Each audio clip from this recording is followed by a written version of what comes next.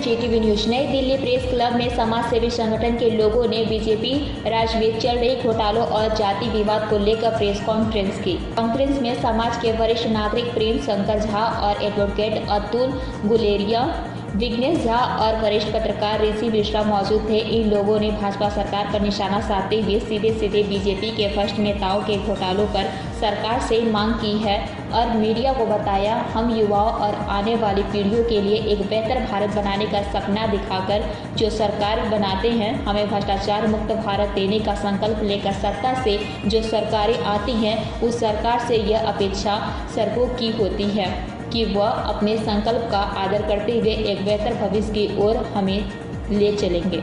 लेकिन कुछ वर्षों से ऐसा होता नहीं दिखाई दे रहा है। घोटालों की संख्या हमारे देश में दिन पर दिन बढ़ती गई और हम अगली सरकार आने का इंतजार करते रहे, इस उम्मीद से कि वह हमें एक बेहतर विकल्प देंगे।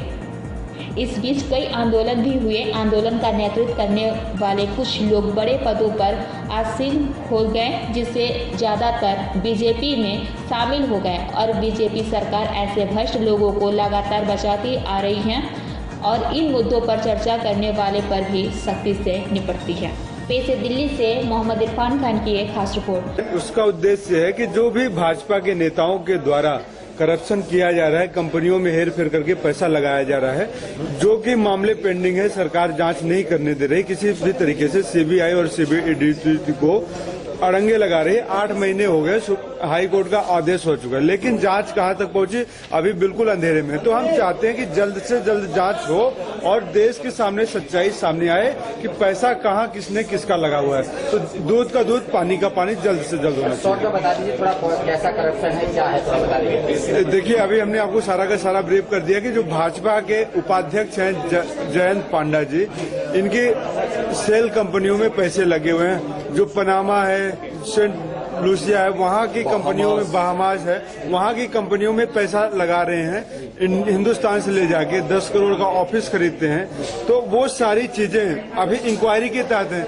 जनता जानना चाहती है और हम भी जानना चाहते हैं। अगर सच है, सांच को आंच नहीं, अगर डरने की जरूरत नहीं, अगर सच है तो देश के सामने आए, कोर्ट के सामने आए, जनता के सामने आए, मीडिया के सामने आए और हमारे एलिगेशंस का खंडन करें अगर उनके पास तथ्य और सबूत हैं तो। बस मैं यही कहना चाहता हूं। और नहीं है तो फिर सरकार कार्रवाई करे कोर्ट के आदेश के अनुसार जल्द से जल्द। लेकिन जो फाइनेंशियल क्राइम्स हैं, कल तक आप आरोप लगा रहे हो, जो जिससे देश इफेक्टेड हो रहा है, बेरोजगारियां बढ़ रही हैं, हमारे पास हमारे सैनिकों के लिए, हमारे किसानों के लिए और हमारे रेलवे के और बाकी जितने भी हमारे गवर्नमेंट रन इंस्टीट्यूशंस हैं, उन्हें देने के लिए हमारे पास पैसे नहीं है गवर्नमेंट के तौर पे।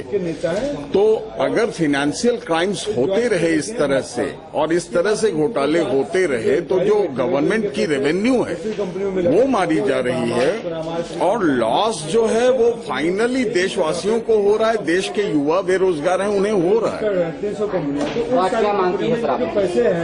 हमारी मांग ये है कि इस केस को हमने एक लीगल तरीके से प्राइमरीली लिया है कि ये केस एक एग्जाम्पल है और इसके जैसे तमाम केसों पे गवर्नमेंट को स्ट्रिक्ट होना चाहिए। सरकार को त्वरित एक्शन लेनी चाहिए। सरकार को प्रोएक्टिव होकर के भ्रष्टाचार के खिलाफ, और विशेषकर अगर उनके अपने लोग भ्रष्टाचार में लिप्त पाए जाएंगे तो भरोसा, जनता का भरोसा उठ जाएगा सरकार से। तो सरकार को प्रोएक्टिव होकर के इस पे एक्शन लेना चाहिए। अगर नहीं आपकी सुनवाई में कार्रवाई नहीं होगी तो क्या करेंगे सर? देखिए, जैसा कि वकील साहब ने कहा कि वो वापस पिटीशन दायर करेंगे, वो फिर वापस न्यायालय के शरण में जाएंगे।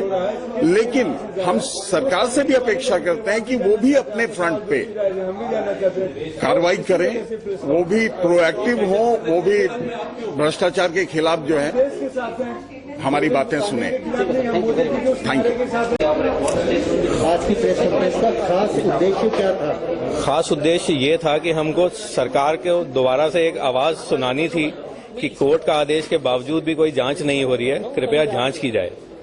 सर मुख्य मांग क्या है आपकी? मुख्य मांग ये है कि हमारी जो पीआईएल में हमने एलिगेशंस लगाए थे, जिसको माननीय उच्च न्यायालय ने प्रथम दृष्टया सच मानते हुए आदेश किया था कि इसकी जांच की जाए, तो वो जांच में कुछ भी नहीं हुआ है अभी तक, तो वो जांच की जाए। सर इस बार भी जांच नहीं की गई। 8 महीने से आदेश हो चुका है, उसके बावजूद भी एक पत्ता हिला नहीं है, ऐसा प्रतीत होता है। सर ब्रेक मनी की आपने बात की जी, ब्रेक मनी का क्या वो पूरा मामला है? और आपने जो ब्रेक मनी को लेकर डिमांड की जी। मैंने आपको पहले भी बताया कि ऐसी 3 कंपनियां जिनका कर्ता धर्ता कौन है ये मालूम नहीं है, उन्होंने निवेश किया भारत में, तो उन कंपनियों के पास वो पैसा कहां से आया ये जांच का विषय है। उन्होंने निवेश क्यों करा और वो निवेश करके एग्जिट कर गई इंडिया से और एग्जिस्टेंस से भी खत्म हो गई, डी रजिस्टर हो गई। ये सब चीजें जांच का विषय है, इसीलिए हमने जांच मांगी है। तो सर आपका अगला कदम क्या है? अभी इस बारे में मैं कुछ